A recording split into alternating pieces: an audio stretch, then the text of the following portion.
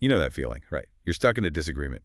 Could be something huge like a job offer, maybe buying a house. Or yeah, it could be smaller scale, like where to go for dinner, or, the eternal question of who takes out the trash. Exactly. So how do you actually handle that? How do you get what you need without it blowing up into a fight or you just giving in and feeling resentful? It's a classic puzzle, isn't it? We all run into these differences, these conflicts of needs or wants. The real question is, how do you deal with them? Like, effectively. How do you get to an agreement that actually holds up and maybe, just maybe, doesn't burn the bridge completely? Yeah, that's the goal. And that's precisely the mission for our deep dive today. We're really digging into some foundational source material here, a classic, really well-regarded book on negotiation to pull out the key insights.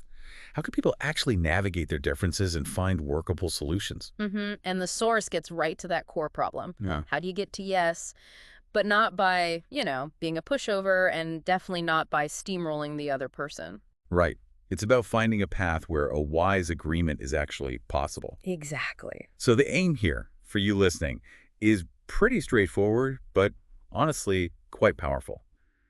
By the end of this, you should have a really practical, usable framework for handling negotiations in your own life. Whether that's arguing about rent or closing a business deal or just trying to figure out the family vacation. Well, let's jump in. Okay, so the source kicks off by looking at how most people actually negotiate, especially when things get a bit tense. And the main approach they pinpoint is something called positional bargaining. Ah, yeah, the classic scenario. I state my position. I want $10,000 for this car. And you state yours, I'll only pay $5,000. And then we just sort of haggle, right? Okay, $9,500. $5,500 final offer. Yeah, it's that back and forth dance over specific demands. And the source says there are basically two styles here, soft and hard. Soft and hard. Explain that a bit. Well, the soft negotiator really values the relationship. They might give in easily to avoid conflict. You see this a lot in families, maybe. The hard negotiator, though, sees it as a contest of wills. They make demands, they're stubborn, maybe they even use pressure tactics or threats. And the source, it doesn't really hold back in saying this whole positional approach has some major flaws. Whoa, huge flaws. Uh. For starters, it's often incredibly inefficient. All that haggling can just drag on and on. Right. And the outcome. Usually pretty arbitrary. You might meet somewhere in the middle, but there's often no real reason why that middle point is the best solution. It's just where the tug of war happened to stop. And what really jumped out at me from the source's analysis is how it almost guarantees damage to the relationship. Exactly. If we're both just defending my number against your number, it just inherently feels adversarial, doesn't it? Yeah, it sets up this dynamic where someone feels like they won't and the other feels like they lost. And because everyone starts digging their heels in, defending that initial position, it actually makes finding any agreement much harder. People get emotionally attached to their stance. Instead of looking at the actual problem they're trying to solve. Right. The source uses this big example, the Law of the Sea Conference. Years of talks got bogged down just arguing about the number of inspections. Not the underlying need for security or transparency, just the number itself. Exactly. They were locked into positions. And the vulnerability is pretty clear, too. If you're playing soft, trying to be agreeable. You're a sitting duck for a hard bargainer. The top approach just dominates the gentle one in positional bargaining. The source basically says you'll probably lose your shirt. Okay, so if that's the common way, and it's pretty flawed, what's the alternative? So the source proposes a fundamentally different way. Principled negotiation. Sometimes they call it negotiation on the merits. Principled negotiation. Okay, that sounds more constructive. What's the basic idea? The core shift is moving away from deciding things based on who's more stubborn or who gives in first. Instead, you decide issues based on their merits. Merits, meaning? Meaning objective standards, criteria, principles, things that are independent of either side's sheer willpower. Okay, so less about who has more clout, more about finding what's actually fair or reasonable? Precisely. And the source lays this out in a really practical 4-point framework. This is basically the blueprint for approaching almost any negotiation. All right, let's hear the blueprint. What are the 4 key elements? Okay, they are. 1, separate the people from the problem. 2, focus on interests, not positions. Okay. 3, invent options for mutual gain. Mutual gain, right. And 4, insist on using objective criteria. Okay, clear roadmap. Let's tackle the first one. Separate the people from the problem. Why start there? Because, well, at the end of the day, negotiators are people. We have emotions, we see things differently, we have our biases. Sometimes we're just not great communicators. And these people problems, our perceptions, feelings, how we talk, can completely sink a negotiation, right? Even if there's a perfectly good deal on the table. Totally. You have to consciously manage that human element throughout the whole thing. It's not some side issue. It's fundamental. Okay, so how do we break down these people problems? The source groups them into three main buckets: perception, emotion, and communication. Perception first. What's the key insight there? The really critical idea is that the disagreement often isn't about objective reality. It's Okay. about how each side perceives that reality, the way the other side thinks, how they view the situation that is the problem you need to work on. Like that example they give, the tenant and the landlady fighting over rent. Yes, perfect illustration. Same apartment, same rent history, but their viewpoints are miles apart.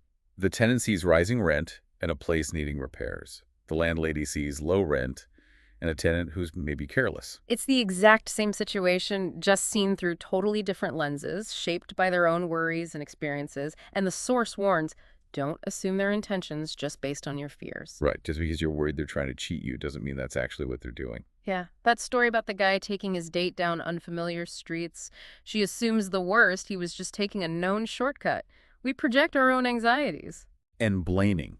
Blaming just makes things worse, doesn't it? Puts people instantly on the defensive. Absolutely counterproductive.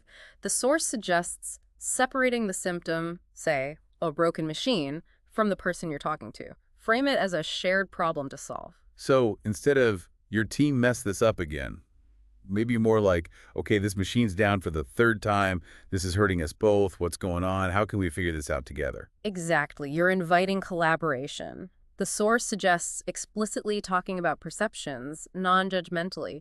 Help me understand how you're seeing this. From my side, it looks like. And maybe looking for chances to act inconsistently with their negative view of you. Yeah, surprise them. The ultimate example is President Sadat flying to Jerusalem. The Israelis saw him as an enemy. His visit completely shattered that perception, opened the door. Wow, okay. And the source really hammers home the idea of giving the other side a stake in the outcome by involving them in the process. Absolutely crucial. That insurance commissioner example, the lawyer drafts the whole thing alone, gets shot down. If he'd gone earlier, asked for input, what are your concerns? What would work for you? Totally different dynamic. The commissioner feels respected, part of the solution. It's like they say, the process is the product.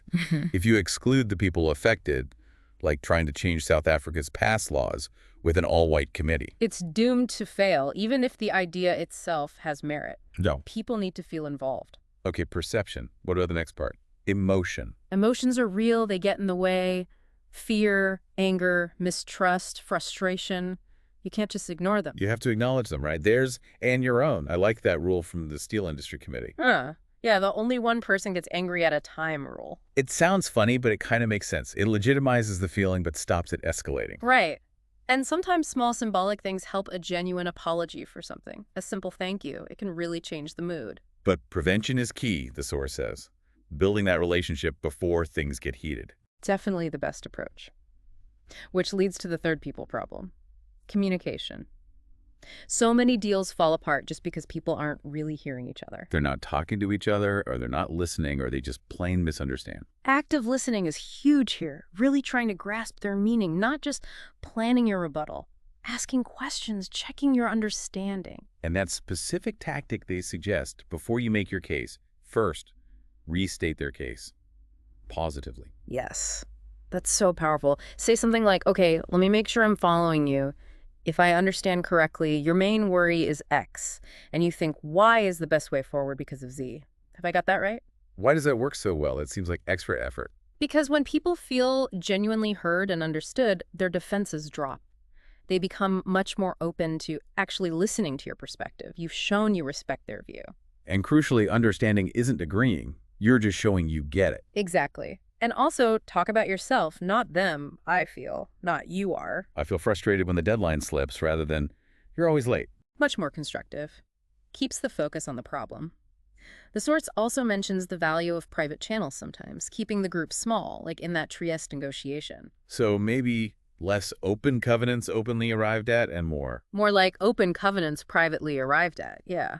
The private chat is often where the real progress happens. Okay, that's a solid look at separating the people. Let's move to point 2. Focus on interests, not positions. This feels like the real core difference. It absolutely is. Remember that story about the two people arguing over opening a window in the library? Yeah, one wants it open position, the other wants it closed position. If the librarian only looks at those positions, the best she can do is open it halfway. Nobody's really happy. But she asks why. One needs fresh air, interest. The other is worried about a draft, interest. Exactly. Once she understands the underlying interest, she can find a solution that meets both. Open a window in the next room. Fresh air for one, no draft for the other. So positions are the specific things you demand. Interests are the underlying needs, desires, fears, concerns that make you demand those things. The silent movers. Perfectly put.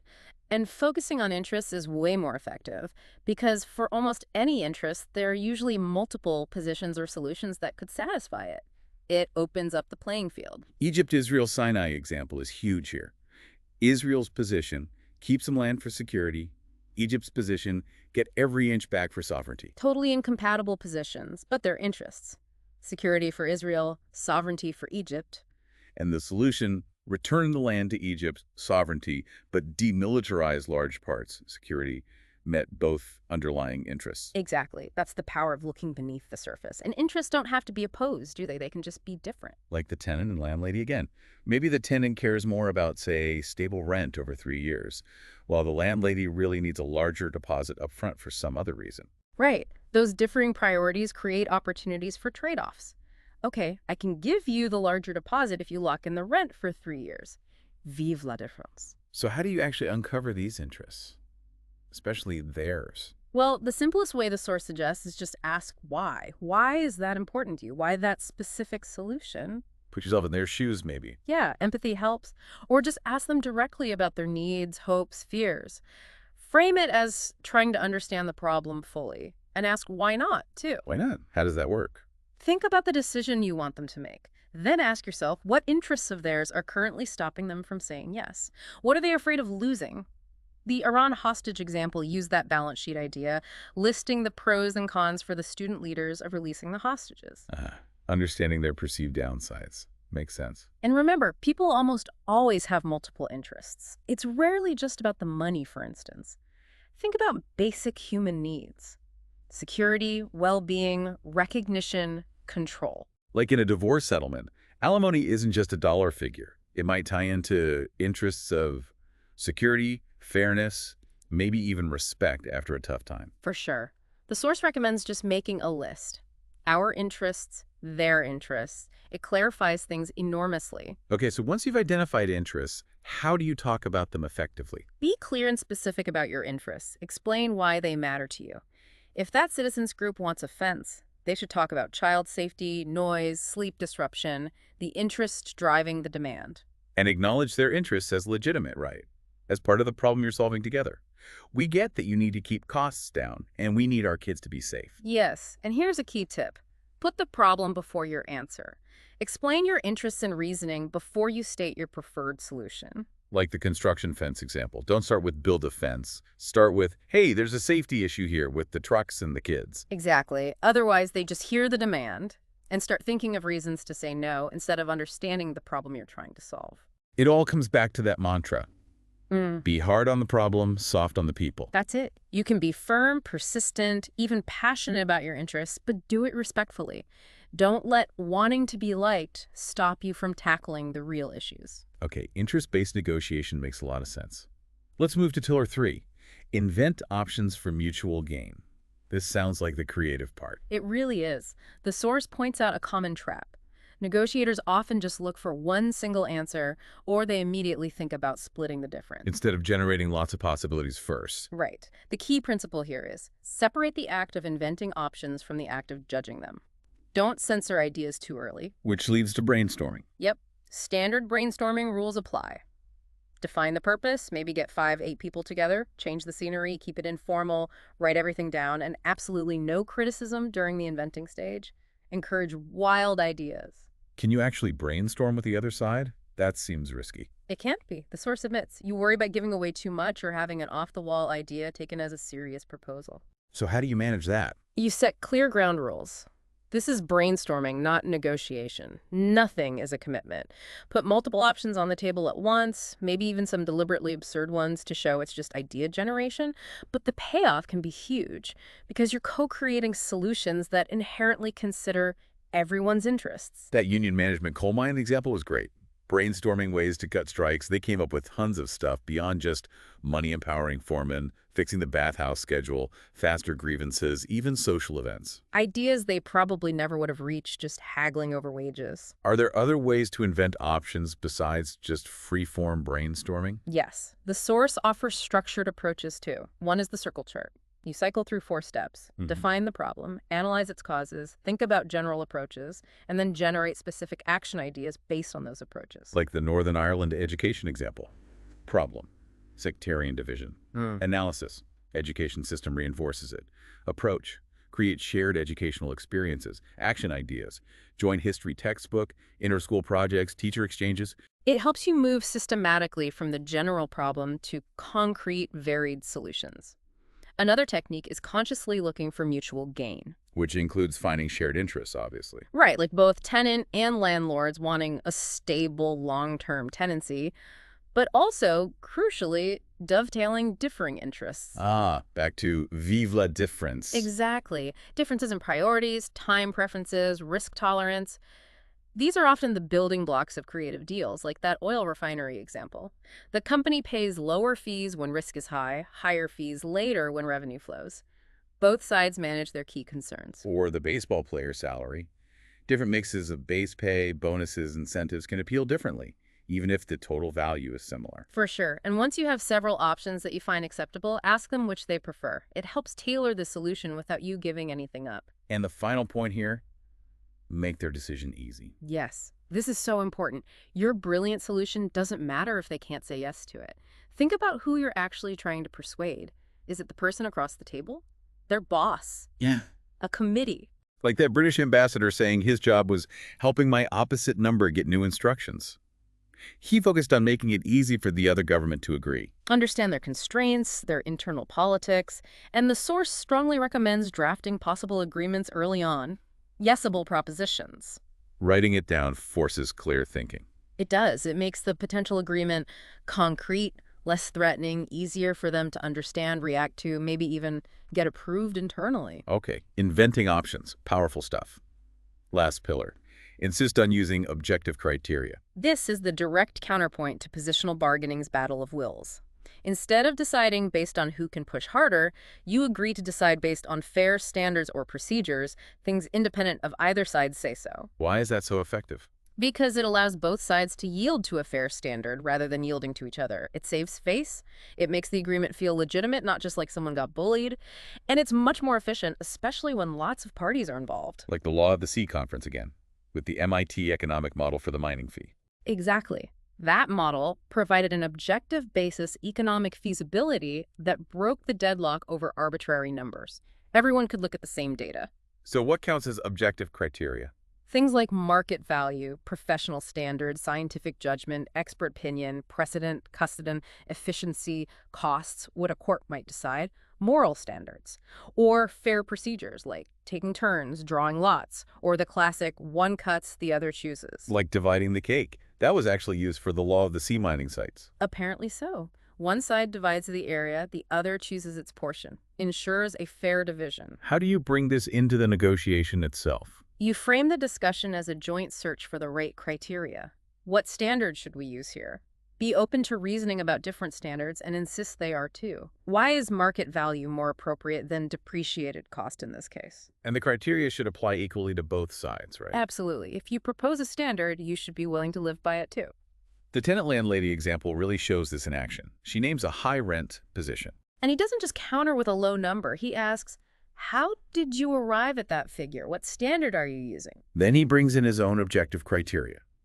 The legal rent ceiling, the repair estimate from an objective examiner, the market value of a damaged car. He keeps pulling the conversation back to fairness and external benchmarks, using phrases like, don't you agree it's only fair? He anchors it in principle, not just demands. It feels much harder to argue against that approach. It is. And the source suggests being ready to state, firmly but politely, Look, I only negotiate based on objective criteria. I don't respond well to pressure tactics. It sets the tone. Okay, that's the four-point framework. Really powerful. But the big question lots of people have, what if the other side just has more power? More money, more connections, a stronger position? Ah, yes, the power imbalance. That's where the source introduces a crucial concept, your BATNA. BTNA. Best alternative to a negotiated agreement. Exactly. It's what you will do, your best course of action, if you fail to reach an agreement in this negotiation. And the source highlights two key reasons why figuring out your BATNA is so important. First, it protects you from accepting a deal you shouldn't. It's your walkaway point. Better than just picking a bottom line number out of thin air, which might be unrealistic. Your BATNA is based on your actual alternatives. And second, Second, it empowers you to make the most of what you do have. Knowing you have a decent alternative if this deal falls through gives you the confidence to negotiate more effectively for the best possible outcome here. how do you develop it? It's a three-step process, basically. 1, invent a list of actions you might take if no agreement is reached. 2, improve some of the more promising ideas and convert them into practical alternatives. 3, tentatively select the one alternative that seems best. That's your BATNA. And the core insight here is, The better your BATNA, the greater your negotiating power.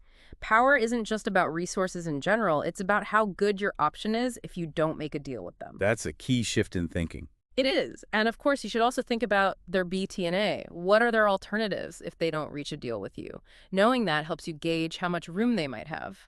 So developing your BTNA gives you confidence, helps you figure out the minimum you should accept, and probably raises that minimum. Exactly. You're less likely to accept a poor agreement out of desperation or fear. Can you actively try to affect their BTNA? Well, the source suggests you can reveal your BTNA if it's strong, making them realize they need to offer something better. And sometimes their BTNA might be based on unrealistic optimism, so bringing objective reality into the discussion can implicitly worsen it for them. Like the tenant reminding the landlord about health codes requiring heat that affects the landlord's alternative of just letting the apartment sit empty. Right. It's about highlighting the real consequences, not making threats. The source also talks about making commitments carefully what you will do based on your BTNA, sometimes what you won't do, and being clear about what you want them to do. But vague threats or unclear demands often backfire. So against a powerful opponent, developing your BATNA is maybe the single best thing you can do. It's arguably the most effective way to level the playing field, yes. It gives you a realistic measure of your own power. Okay, one last major hurdle. What if the other side just refuses to play by these principled rules? They stick to positions, they use pressure, maybe even dirty tricks. Right, what if they won't play? The source calls the response negotiation jujitsu. Jujitsu, like using their force against them. Exactly. Instead of meeting their positional attack head-on, defending your idea, attacking theirs, you sidestep their force and redirect it back towards the problem. Don't get drawn into their game. So if they say a hard position, you don't just reject it or offer a counter position. No. You treat their position as just one possible option. You explore the interests behind it. Ask what principle leads you to that position. Or, help me understand why you feel that's a fair solution. You analyze it using objective criteria, just like you would any option. Ask those hypothetical what-if questions. Like the lawyer asking President Nasser, okay, if you insist on that, what exactly do you expect Prime Minister Mir to do? Yes. It forces them to think about the practical impact of their position on the other side. It shifts the focus from just stating demands to considering consequences. And inviting criticism of your ideas, that still feels a bit weird. It does, but it's clever. Ask, what concerns of yours does this proposal fail to address? Or, how could we improve this to better meet your needs? Like in the teachers union example, asking for their critique helps you understand their interests better and lets you refine your proposal with their input, makes it harder for them to reject later. Asking, what would you do in my situation, can also be powerful. Very, and using questions generally rather than making assertions. Questions open discussion, statements invite challenge. Silence, too. Sometimes, yes. If they make an outrageous demand or attack, just sitting there silently can be more effective than arguing back. It puts the ball back in their court. What about this one-text procedure? The source really highlights that for breaking deadlocks. It's a fantastic tool, especially when things are complex or relationships are strained. You bring in a third party, or you can even try playing this role yourself. How does it work? The mediator focuses only on interests, not positions. They interview both sides, draft a potential agreement, the one text, and then keep circulating it, asking each side only for criticism and suggestions for improvement. How can this draft be made better from your perspective? So nobody has to commit to anything along the way. Exactly. They only critique the draft. The mediator keeps revising it based on the feedback until they reach a version that they think neither side can improve further, and then presents it for a final yes or no. Like the architect designing a house for a couple, they both critique the blueprints, the architect revises until the plan works for both. Perfect analogy. Camp David used this approach. The U.S. team kept drafting and redrafting based on Egyptian and Israeli critiques until a final text emerged. You can even initiate this yourself by drafting a possible solution and asking the other side to critique and improve it. Okay, that's jujitsu and the one-text procedure. But what about outright dirty tricks? Deception, psychological manipulation, pressure tactics. Yeah, the source acknowledges these happen, things designed to coerce you, not persuade you based on merits. And the typical responses putting up with it or fighting fire with fire usually don't work well. Like Chamberlain trying to appease Hitler just emboldened him. Right. So the principled response has 3 steps. First, simply recognize the tactic. See it for what it is. Step 1. Awareness. Step 2. Bring it up explicitly. Name it. But do it as a question about the legitimacy and desirability of the tactic itself, focusing on the process. Correct me if I'm wrong, but it seems like you're using a good guy, bad guy routine here. Is that how we want to negotiate? Or, I'm noticing the room is quite stressfully. You seem to be questioning my authority. Can we talk about the negotiation process itself for a moment? Exactly. You address the tactic, not just react to the substance. And step 3, question the tactic's legitimacy and desirability. Negotiate about the rules of the game.